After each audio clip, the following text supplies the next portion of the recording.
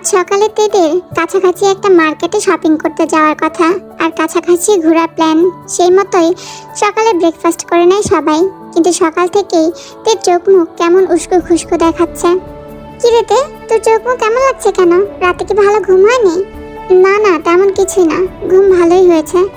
তে মুখে একটা ছোট্ট হাসি এনে বলল, যেটা ওর মায়ের নজর এড়ায়নি। তারপর ব্রেকফাস্ট করে যে যার রুমে গেল। কিছুক্ষণ পরে বের হবে তারা, আশেপাশের জায়গাগুলো ঘুরবে, আর তারপর এখানকার মার্কেটে যাবে। জিমিন রুমে এসে ওয়াশরুমে গেছে, আর তে প্যাকিং করতে শুরু করে। কালকে ওরা আবার ফিরে যাবে, তাই কিছুটা প্যাকিং এগিয়ে রাখা ভালো। হঠাৎ রুমে কেউ নক করাতে দরজার দিকে ফিরে তাকাইতে ওর মা দরজায় দাঁড়িয়ে আছে। দরজাটা খোলাই রেখেছিল তে, ভেবেছিল কিছুটা প্যাকিং করে একবার মায়ের রুমে যাবে। তে ওর মায়ের হাত ধরে ভেতরে নিয়ে আসতে আসতে বলে, কি ব্যাপার মা, তুমি ওরকম নক করছিলে কেন? তোমার মেয়েই তো আছে এই রুমে, অন্য কেউ তো নয়। আর জিমিনও তো তোমারই মেয়ে, তাই না? তাহলে এত নক করার কি আছে শুনি?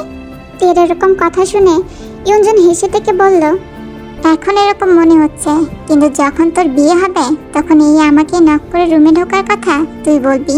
তখন কিন্তু জিমিন থাকবে না তোর সাথে। আর মেয়ে যদি অ্যালাউ করেও, আমার জামাই কিন্তু তার শাশুড়িকে এরকম হুটহাট নিজের রুমে অ্যালাউ করবে না। তাই আগে থেকে অভ্যাস করে রাখা ভালো।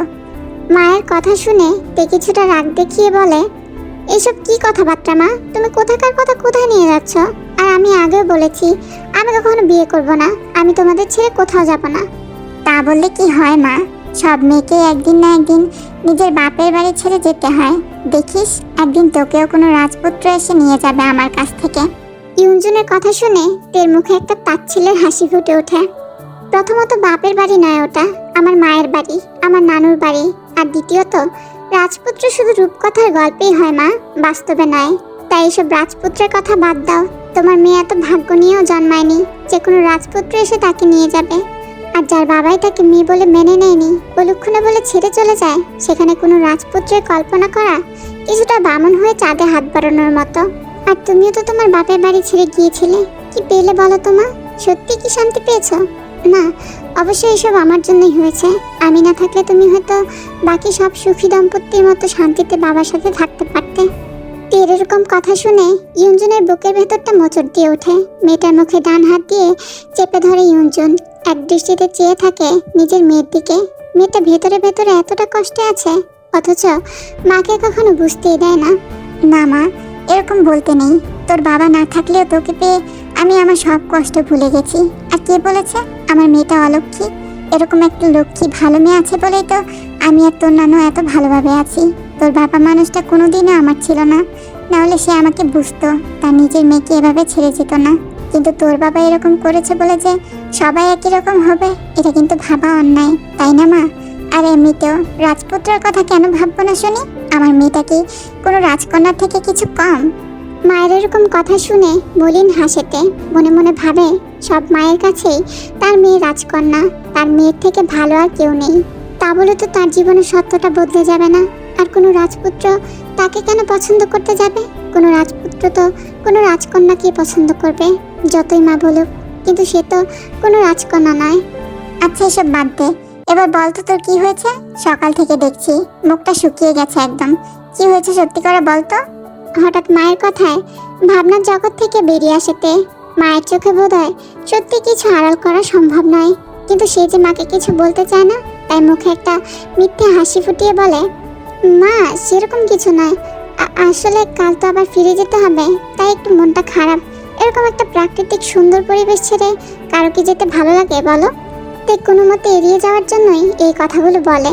তের মা কিছুক্ষণ তের দিকে তাকিয়ে থাকেন, তারপর তের গালে হাত দিয়ে বলেন, ঠিকই বলেছিস, বুগাম বাবু আর ওইভাবে না থাকলে হয়তো কখনো এরকম একটা জায়গা দেখার সুযোগই হতো না।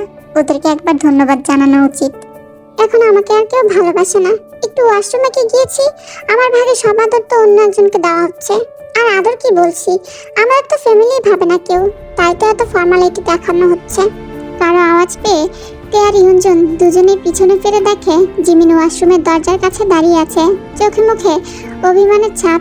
ওভাবে কিছুক্ষণ দাঁড়িয়ে থেকে এগিয়ে এসে ইউনজনের সামনে দাঁড়িয়ে জিমিন আবার বলল, কি হলো আন্টি বলো, আমরা কি সত্যি ফ্যামিলি নই? তুমি কি আমাকে একটু ভালোবাসো না? জিমিনের কথা শুনে তে মুখ টিপে হাসে, তারপর মুখ বাঁকিয়ে বলে, নটাঙ্কি। তো এরকম বলায় জিমিন ইয়ঞ্জনকে আবার বলে, তাহলে আমি এক্ষুনি মা বাবাকে গিয়ে বলছি যে তুমি কিরকম ফর্মালিটি করছো আমাদের সাথে।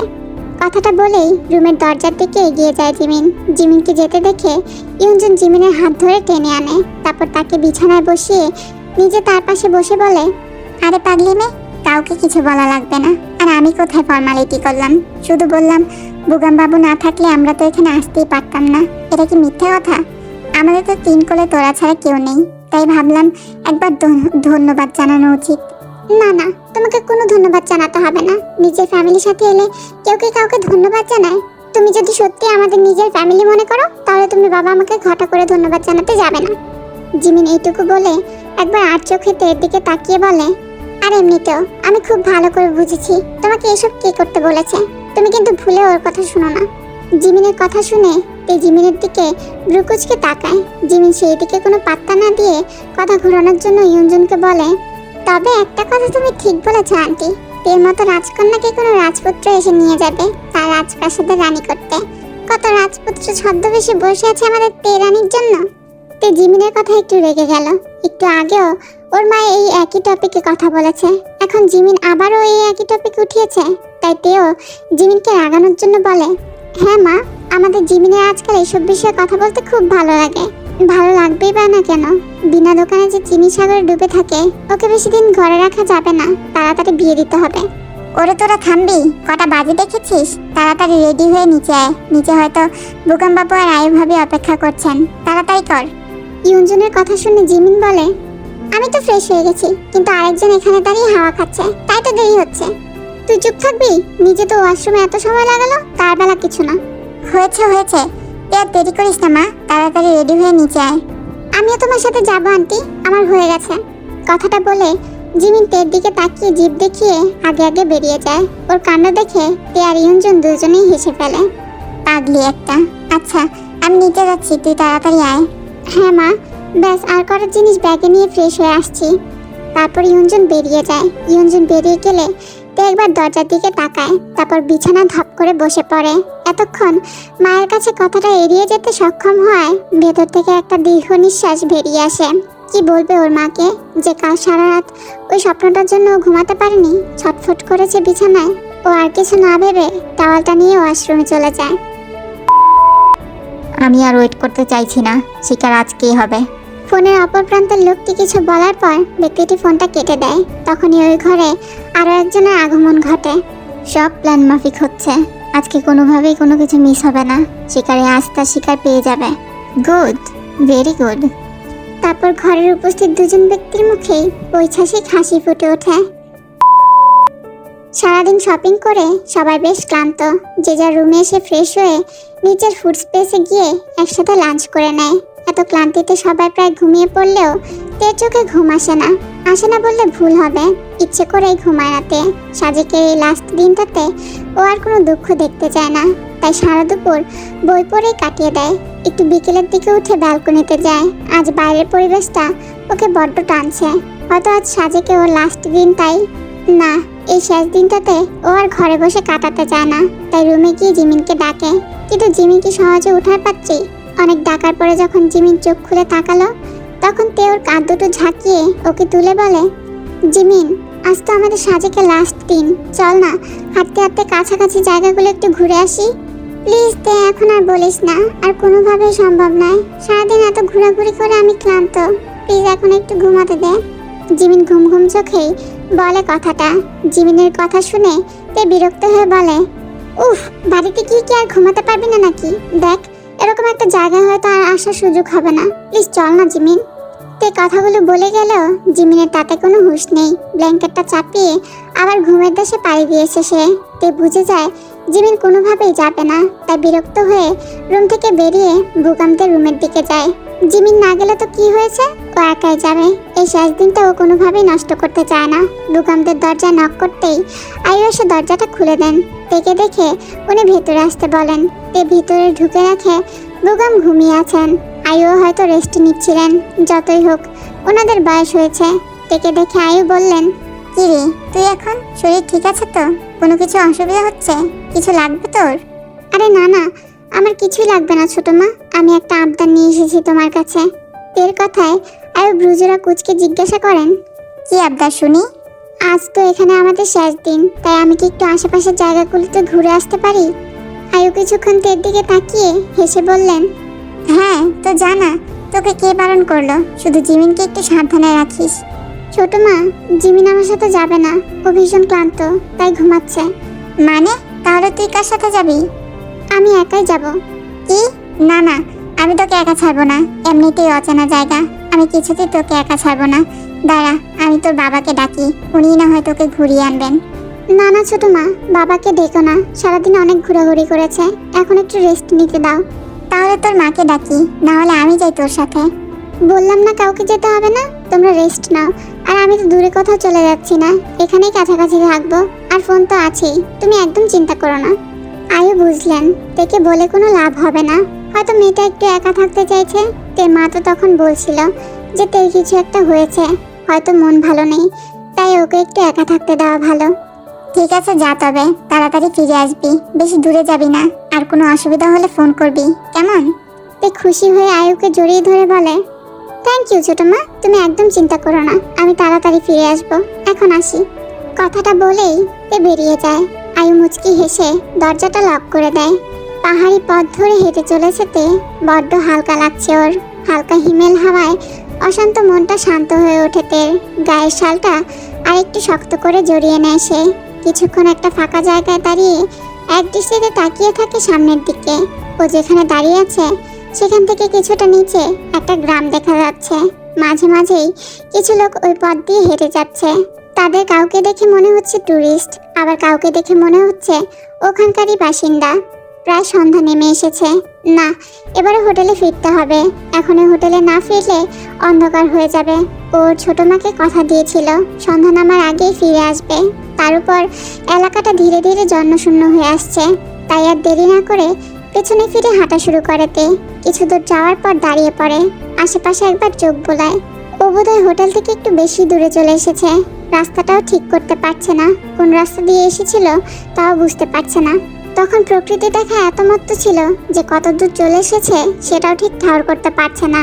না, দাঁড়িয়ে থেকে তো কোনো লাভ নেই, তাই আপাতত এই রাস্তা দিয়ে সামনে এগিয়ে যেতে হবে, অন্য কোনো রাস্তা তো নেই।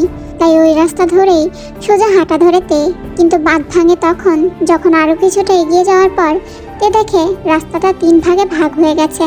ও কোন দিকে রাস্তা দিয়ে এসেছিল ভেবে পায় না। আপাতত হাতে উপায় বলতে আছে, হয় ও ওর ছোট মাকে বা বাবাকে কল করে বলবে কাউকে নিতে আসতে, আর নয়তো কোনো গাড়িতে লিফট নিয়ে হোটেলের নাম বলে হোটেলে পৌঁছে দিতে বলবে। কিন্তু কোনোটাই এখন সেফ মনে হচ্ছে না তের। ফোনে হাত দিয়ে দেখে নেটওয়ার্ক নেই যে লোকেশন সেন্ড করবে, কল যাবে কিনা তাতেই সন্দেহ তের। আর গাড়ি এখন কোথায় পাবে তে? রাস্তায় তো কোনো গাড়ি চলাচলও দেখতে পাচ্ছে না। আর গাড়ি পেলেও কিভাবে একা গাড়িতে উঠে বসবে যদি ওর একা হওয়ার সুযোগ নেই? কি করবে তে বুঝতে পারে না। ফোনটা হাতে নিয়ে ছোট মায়ের নাম্বারে কল দেয়, কিন্তু রিং হওয়ার আগেই ডিসকানেক্ট হয়ে যায়। তে ঠিকই ভেবেছিল নেটওয়ার্ক একদম নেই, তাই তো কলটা যাচ্ছে না। আশেপাশে একবার তাকাইতে, না, কিছু তো একটা ভাবতে হবে। চোখ বন্ধ করে একবার ঠিক করে নেয় যে কোন পথে হাঁটবে। হ্যাঁ, ও সোজায় যাবে, তারপর যা হয় হবে। তে হাঁটছে অনেকক্ষণ ধরে, হঠাৎই কারো চিৎকারে পা জোড়া থমকে যায় তের। গায়ের শালটা আরো চেপে ধরেতে। কোনো মেয়ের চিৎকারের আওয়াজ, চারিদিকে চোখ বোলাইতে, কিন্তু কোথাও তো কেউ নেই। তাহলেও কার আওয়াজ শুনলো? হঠাৎ চোখ যায় ওর থেকে কিছুটা দূরে একটা ঘর। দেখে খুব একটা বড় মনে হলো না, কিন্তু অবাক হলো তে। কই, এতটা পথ যে এলো, কোথাও কোনো ঘর তো দূরের কথা, মানুষজনকেও খুব একটা দেখলো না। তাহলে এখানে এমন ফাঁকা জায়গায় এরকম একটা ঘর, দেখে তো মনে হচ্ছে বাড়িতে কেউ আছে, না হলে লাইট জ্বালাতো না। যাই হোক, তে একটা স্বস্তির নিঃশ্বাস ফেললো। ওখানে গিয়েই ও হেল্প চাইতে ভাবলো। রাস্তা পার করে ওদিকে যেতে গিয়েও তে দাঁড়িয়ে পড়লো। একটা তীব্র আলো ওর চোখে পড়ছে, হয়তো কোনো গাড়ি। গাড়িটা ওর পাশে এসেই দাঁড়ালো। ভেতরে একটি ছেলে আর একটি মেয়ে। তে একবার ভাবলো ওদের বলবে হোটেলে পৌঁছে দেওয়ার জন্য, কিন্তু কিভাবে বলবে? এরা কোন ভাষা বুঝবে? তের ভাবনার মাঝেই মেয়েটি ওকে অবাক করে দিয়ে বলে ওঠে, এক্সকিউজ মি ম্যাডাম, আপনার কি কোনো হেল্প চাই? তে হাঁ করে তাকিয়ে থাকে মেয়েটার দিকে।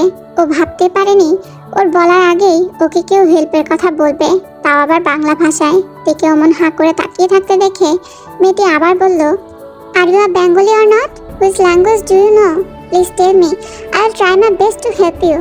তে তখনও মেয়েটির দিকে একভাবে তাকিয়ে আছে। মেয়েটি ভাবলো হয়তো তে ওদের ভয় পাচ্ছে, তাই গাড়ি থেকে বেরিয়ে এসে বলল, don't worry, we are not that kind of person who will hurt you. I am from Dhaka and he is my brother. He lives here with his wife. He has a car agency here and he supplies cars to the travelers. I am a Bengali.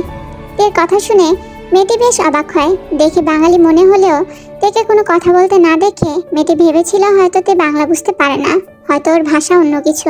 তাই এতক্ষণ ইংরেজিতে এত লম্বা চড়া একটা ভাষণ দিচ্ছিল মেয়েটা। এখন তে বাঙালি শুনে মেয়েটা যেন একটা স্বস্তির নিঃশ্বাস ফেলে। যাই হোক, ও আগে কখনো এতক্ষণ ইংরেজিতে বকবক করেনি। আর যে আগে করায় বাঙালি, তার কি এতক্ষণ ইংরেজিতে কথা বলতে ভালো লাগে? এর দিকে আরেকটু এগিয়ে গিয়ে হাতটা ধরে মেয়েটি বলল, থ্যাংক গড তুমি বাঙালি, না হলে ইংরেজিতে বলতে বলতে আমার দম বন্ধ হয়ে যেত। বাই দ্য ওয়ে, হাই, আমি ন্যান্সি, আর ও আমার ভাইয়া লিমিনহো। ও এখানেই থাকে, এখানে ওর ফ্ল্যাট আছে, এখানে ভাবিকে নিয়ে থাকে। আমি তো ঢাকায় থাকি। এখানে ভাইয়ার বাড়িতে কতদিনের জন্য ঘুরতে এসেছি, পরশু আবার চলে যাব। তুমি কোথায় এসেছিলে? আর এরকম নির্জন জায়গায় একাই বা কেন?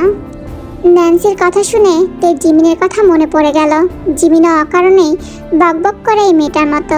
এই মেয়েটা ওকে সব বলেই ফেললো। হাসতে গিয়েও তে নিজেকে কন্ট্রোল করে ন্যান্সিকে বলে, আমি তেয়ং, আমিও বাঙালি। আমরা এখানে কিছুদিনের জন্য ঘুরতে এসেছি। বিকেলের দিকে এদিকে ঘুরতে এসেছিলাম, কিন্তু এখন ফিরে যাওয়ার সময় রাস্তাটা ঠিক বুঝে উঠতে পারছি না। কোনো ব্যাপার নয় তেয়ং, তুমি আমাদের সাথে চলো, আমরা তোমাকে হোটেলের সামনে ড্রপ করে দেব। না মানে আমি আসলে, ন্যান্সি বুঝতে পারে তে ভয় পাচ্ছে ওদের সাথে যেতে, তাই তেকে আশ্বস্ত করে ন্যান্সি আবার বলল, আমি বুঝতে পারছি তুমি ভয় পাচ্ছ, কিন্তু এই মুহূর্তে আমাদের উপর একটু বিশ্বাস করে গাড়িতে ওঠো, আমরা তোমাকে সেফলি তোমার হোটেলে পৌঁছে দেব। এই জায়গাটা তোমার জন্য সেফ নয়। তে কিছুক্ষণ ভাবার পর ওদের সাথে যাবে বলে ঠিক করে।